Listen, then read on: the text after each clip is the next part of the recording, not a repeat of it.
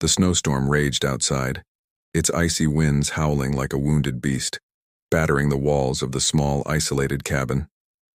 Inside, the retired firefighter, Michael, sat in his worn leather armchair, the glow of the fireplace casting flickering shadows across the room.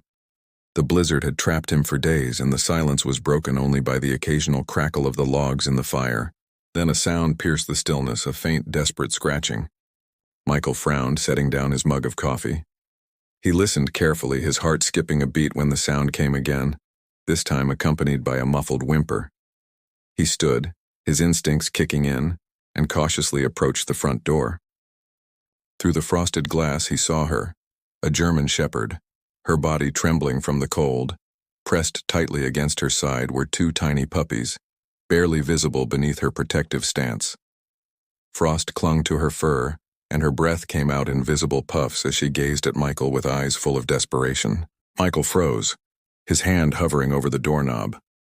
He knew opening the door could mean bringing trouble into his home, but as her gaze met his, something deep within him stirred. The decision he was about to make would change their lives forever. Michael's heart pounded as he stood frozen in front of the door. The storm raged behind the trembling German shepherd, her breath fogging up the frosted glass. Her body was hunched over, shielding the two tiny pups that clung to her side. Their small bodies were almost buried under the snow accumulating around them. Michael could see her ribs pressing through her fur, her coat matted with ice, and her eyes, pleading, desperate, and filled with a mix of fear and hope, locked onto his. "What the hell happened to you?" Michael whispered to himself, his breath misting in the cold air inside the room. Instinctively, he reached for the doorknob. The moment the door creaked open, the icy wind surged into the cabin, carrying the storm's unforgiving chill. The German shepherd didn't move, her paws still planted firmly in the snow. She remained frozen in place, her gaze fixed on Michael, as if unsure whether to trust him. "Come on, girl," Michael coaxed, crouching down to make himself less intimidating. "You'll freeze to death out there." The dog let out a soft whimper, glancing briefly at her pups before stepping forward. Her movements were slow and cautious. She nudged one of the pups with her nose, urging them to follow. The smaller of the two stumbled in the snow, its tiny legs struggling to keep up. Without hesitation, the mother gently picked it up by the scruff and carried it inside, followed closely by the second pup. As soon as they were inside, Michael shut the door behind them, blocking out the storm's relentless roar. The sudden warmth of the cabin caused the German shepherd to tremble more violently, her body adjusting to the temperature shift. Michael grabbed an old blanket from the couch and gently draped it over her and the pups. She flinched at first, but when she realized he wasn't going to harm her, she let out a long, shaky sigh and lay down near the fire, curling protectively around her puppies. Michael knelt beside her, his mind racing. The pups were tiny, their eyes barely open, and they were so frail that he could see their little chests rise and fall with labored breaths. He reached out to touch one, but the mother's low growl stopped him. It wasn't aggressive, just a warning, a reminder that she was still wary of him. All right, Michael murmured, raising his hands in surrender. "I get it, you're a good mom, you've been through hell, haven't you?" He stood and grabbed a bowl from the kitchen, filling it with warm water. Placing it near the dog, he stepped back, giving her space. She eyed him warily, but eventually leaned forward, lapping at the water as her pups huddled closer to her side. Michael watched from a distance, his thoughts swirling. Where had she come from? How had she ended up in the middle of a blizzard with two newborns? Her condition suggested she had been on her own for a while, long enough to grow weak and desperate, but not enough to give up. The fact that she had made it this far, carrying her pups through the storm, was nothing short of a miracle. But now what? Michael wasn't prepared for this. He had always been a dog lover, but his life had taken a quieter turn in retirement. He hadn't had a pet in years, and the idea of caring for 3 dogs, especially ones in such dire need, was overwhelming. Still, as he looked at the mother's exhausted frame and the way she curled protectively around her pups, he knew he couldn't turn them away. "You've got a fighter's spirit, I'll give you that," Michael said, his voice soft. "Guess that makes 2 of us." As the night wore on, Michael worked to make them more comfortable. He laid out towels for the pups, placed a bowl of food near the mother, and stoked the fire to keep the room warm. The German Shepherd watched him closely, her eyes tracking his every move. But as the hours passed, her posture began to relax. For the first time, she let her head rest on the blanket, her eyes fluttering shut. Michael sat in his chair, the fire crackling softly beside him, and couldn't help but feel a strange sense of purpose. He had no idea what tomorrow would bring, but for now, he had done what he could. And as the storm raged on outside, he made a silent promise to the mother and her pups. They were safe and he wouldn't let anything happen to them. The next morning, Michael awoke to the faint sound of soft whimpers in the crackling fire that had burned low during the night. The storm had passed, leaving behind a blanket of snow that glistened in the early morning sunlight. He rubbed his eyes, his mind immediately shifting to the unexpected guests who had sought refuge in his home. Turning toward the fireplace, he saw the German Shepherd still curled around her pups. The pups stirred slightly, their tiny bodies wriggling under her protective embrace. The mother's ears twitched at the sound of Michael's movements, and her amber eyes opened, locking onto his. There was still a guarded look in her gaze, but it lacked the desperation of the night before. "Morning, girl," Michael said gently as he stretched and walked toward the kitchen. "Let's see if we can get you something to eat." He rummaged through his pantry, grabbing a can of chicken soup. It wasn't much, but it was better than nothing. Michael warmed it up on the stove and carefully placed a bowl near her.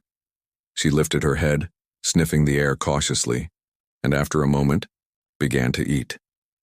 The pups, sensing their mother's movement, let out small cries and tried to nuzzle closer to her warmth. Michael knelt down a few feet away, watching as she ate. "You're a tough one," he said softly. "Carrying those little ones through that storm. You deserve better than this." As the morning wore on, Michael took stock of their condition. The mother was visibly malnourished, her ribs stark against her thin frame. The pups, while frail, seemed to have enough fight in them to try to nurse, their tiny tails wagging slightly as they latched onto their mother. Michael's heart ached at the sight. He had seen his share of hardship during his years as a firefighter, but there was something uniquely heartbreaking about the quiet struggle of these animals. Deciding to help further, Michael made a quick call to the nearest veterinary clinic. "Hey, this is Michael Carter," he said when the receptionist answered. "I've got a German Shepherd and her 2 pups here. They're in bad shape. Think you could take a look at them?" The receptionist's voice was warm but firm. "Of course, Mr. Carter, we can squeeze you in this afternoon. Bring them over and we'll do what we can." Michael hung up, relieved. He glanced at the German Shepherd, who was now licking her pups affectionately, her maternal instincts shining through despite her exhaustion. "You hear that, girl? We're going to get you some help." Getting them to the vet proved to be no small task. Michael found an old blanket and gently tried to coax the mother onto it. She hesitated, her body tense, and let out a soft growl when Michael moved too close to her pups. "It's okay," he reassured her, keeping his movements slow. "I'm not going to hurt them, I promise." After several minutes of gentle coaxing, she finally allowed him to lift her and the pups into the back of his truck. Michael secured the blanket carefully, making sure they were comfortable, before driving toward town. The roads were still icy from the storm, and Michael drove cautiously, his mind racing with questions. Where had she come from? Was someone out there missing her? Or had she been abandoned, left to fend for herself in the brutal cold? At the vet clinic, the staff moved quickly, their practiced hands examining the mother and pups. "She's severely underweight," the vet, Dr. Monroe, said as she ran her hands along the dog's bony frame. "But she's resilient. Her pups are lucky she made it this far." Dr. Monroe glanced at Michael, her expression thoughtful. "She's been through a lot. It'll take time for her to fully recover, but with proper care, she'll be okay. Do you know where she came from?" Michael shook his head. "She just showed up at my door last night. I couldn't leave her out there." The vet smiled softly. "Well, she chose the right door." By the time Michael brought them back home, the mother seemed calmer. The pups, now full from their feeding at the clinic, wriggled happily as they nestled back into her side. Michael sat nearby, watching as the German Shepherd finally allowed herself to relax. She even let him sit closer, her eyes softening when he reached out to gently stroke her head. "You're safe now," Michael murmured, his voice thick with emotion. I don't know what you've been through, but you've got a place here as long as you need it." For the first time, the German shepherd leaned into his touch, her body no longer rigid with fear. Michael felt a lump rise in his throat. He had opened the door for her out of instinct, not knowing what would come of it. But now, seeing her trust begin to grow, he realized that they had both found something that had been missing, a sense of purpose and perhaps a second chance. The days that followed brought a steady rhythm of recovery and trust. The German shepherd, whom Michael had started calling Luna, was slowly regaining her strength. Her once sunken eyes began to shine with a flicker of life, and the pups, whom he had named Snow and Ash, grew more active with each passing day. Yet despite the warmth and safety inside, Michael couldn't shake the feeling that something or someone was watching them.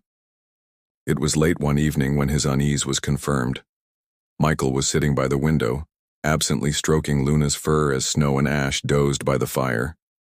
The moonlight illuminated the snow-covered ground outside, casting long shadows across the yard. That's when he saw it, a figure standing at the edge of the woods.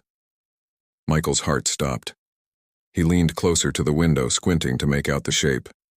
The figure was tall, cloaked in darkness, but unmistakably human.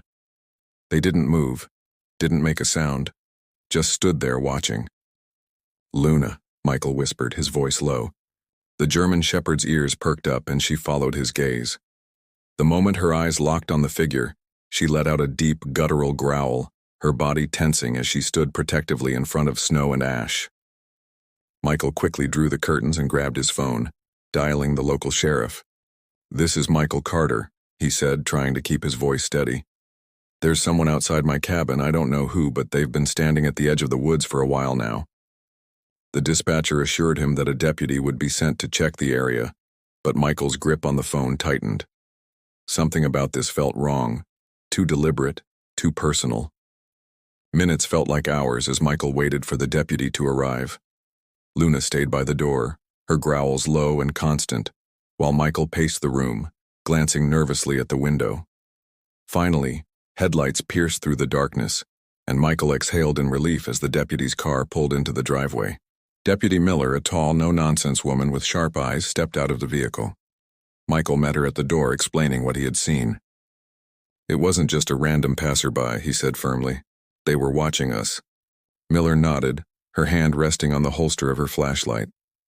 "I'll take a look around, stay inside and keep your doors locked." Michael nodded, his gut twisting as he watched her disappear into the woods, the beam of her flashlight cutting through the trees. He stood by the window, his hands clenched into fists as he waited. Luna sat beside him, her eyes fixed on the same spot, her body coiled with tension. When Miller returned, her expression was grim.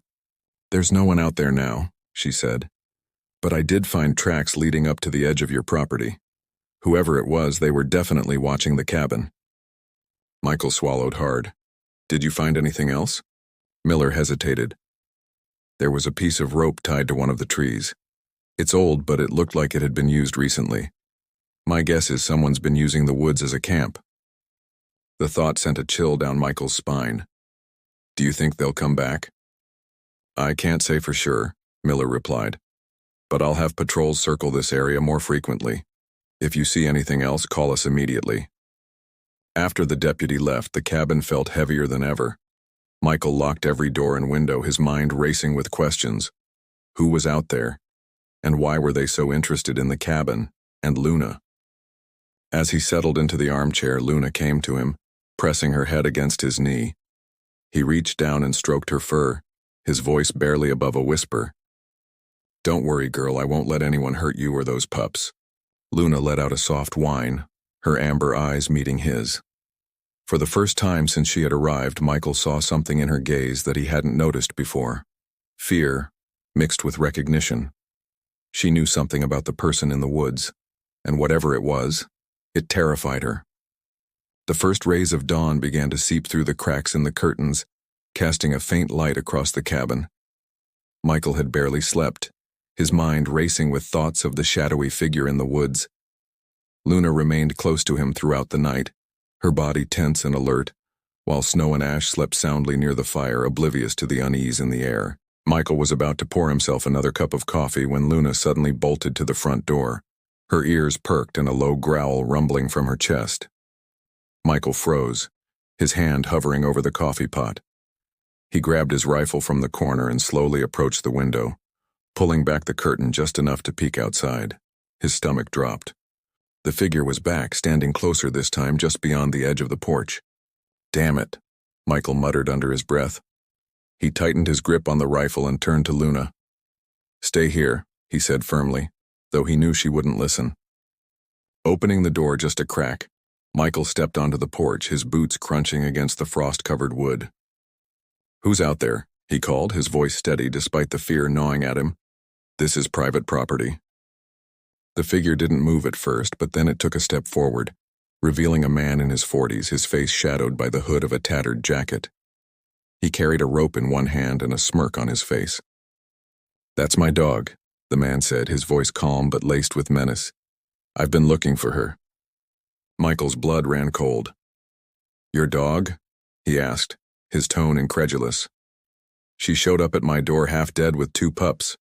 If she's yours, why the hell did she look like that?" The man shrugged, taking another step closer. "She got out, happens sometimes, but I'm here to take her back."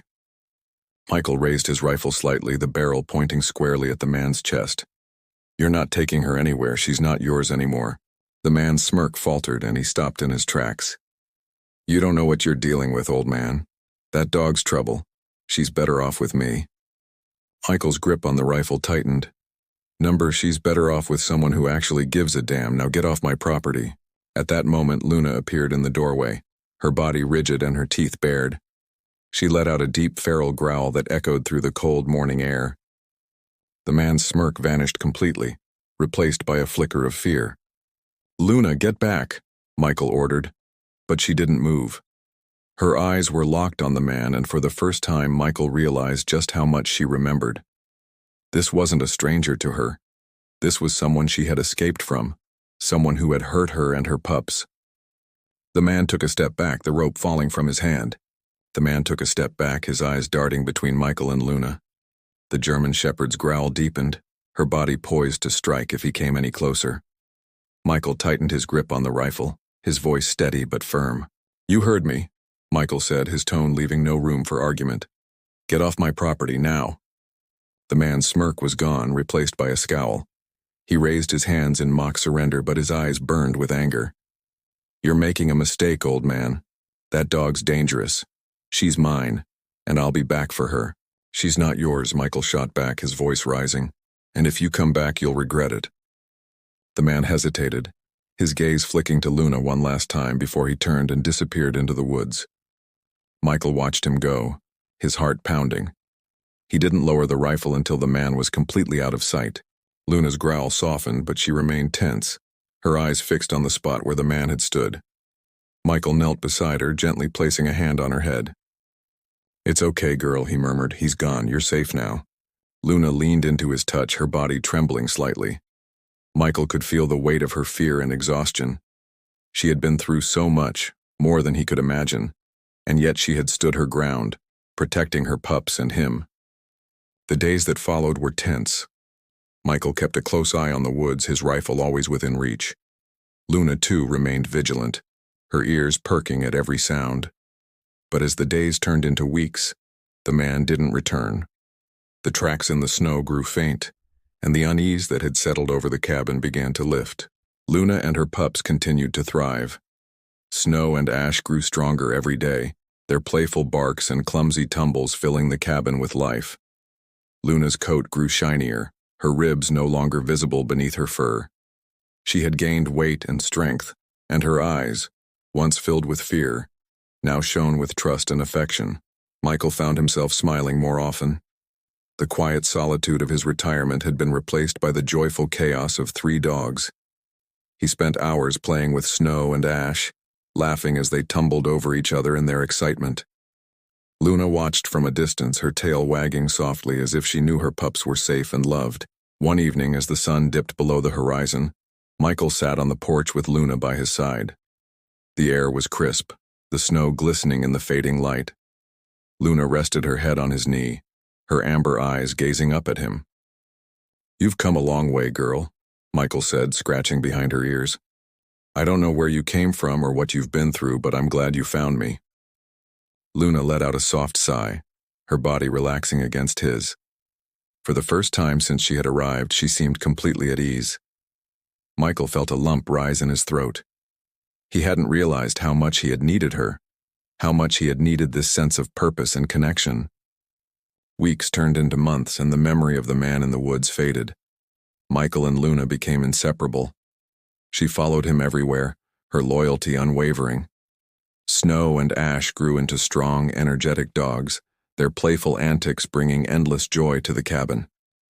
One day, as Michael chopped wood outside, Luna stood at the edge of the yard, her ears perked and her tail wagging. Snow and Ash bounded around her, their barks echoing through the trees. Michael paused, wiping sweat from his brow, and smiled at the sight. "You've got quite the family, girl," he said, his voice filled with pride. Luna turned to him, her tail wagging harder. She trotted over and nudged his hand with her nose, her eyes filled with gratitude. Michael knelt down, wrapping his arms around her. "You're home now," he whispered. "All of you." The story of Michael and Luna spread through the small town. People marveled at the bond between the retired firefighter and the German shepherd who had braved a blizzard to save her pups. Michael became a local hero, not for his past as a firefighter, but for the kindness and courage he had shown to a dog in need. Luna, Snow, and Ash became a beloved part of the community. Children would stop by the cabin to play with the pups, and neighbors would bring treats for Luna. She had gone from a trembling, desperate creature to a symbol of resilience and hope. As for Michael, he found a new purpose in life. He wasn't just a retired firefighter anymore. He was a protector, a caregiver, and a friend. Luna had given him a second chance, just as he had given her one. One evening, as the fire crackled in the hearth and the dog slept soundly at his feet, Michael leaned back in his chair and smiled. The storm had brought them together, but it was love and trust that had kept them that way. "We made it, girl," he said softly, looking at Luna. "We made it." Luna lifted her head, her amber eyes meeting his. In that moment, Michael knew they had both found what they had been missing: a family, a home, and a second chance at life. This conclusion ties up the story with a heartfelt resolution, emphasizing the themes of resilience, second chances, and the bond between humans and animals. Let me know if you'd like any further adjustments. If you enjoyed this video, don't forget to like and subscribe. Your support means a lot to us. Thank you.